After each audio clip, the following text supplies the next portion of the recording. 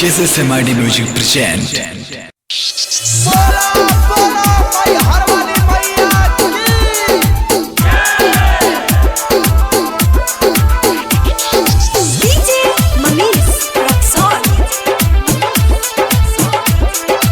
recording by SMID Music Lakshmipur।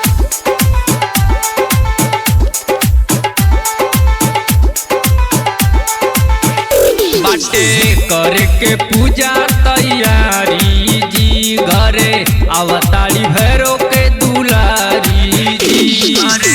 अवतारी भैरो के दुलारी बाटे करे के पूजा तैयारी जी घरे अवतारी भैरो के दुलारी जी रखिया दयान कोनो छूटे न समनवा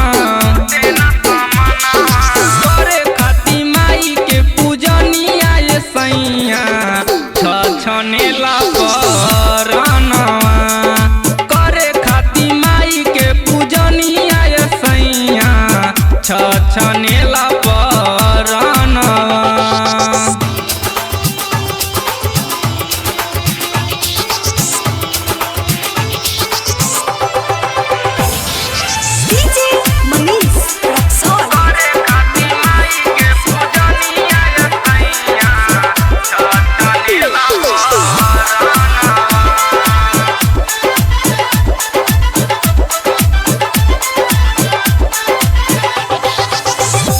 की चुनरिया पिया लैया गोटेदार हो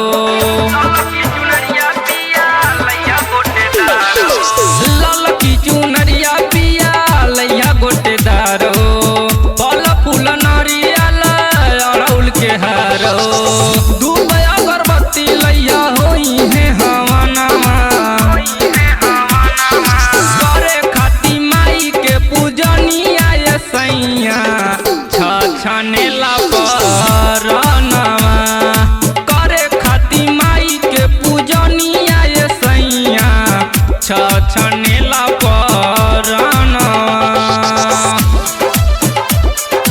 करे खाती माई के पूजनिया ये सैया छनेला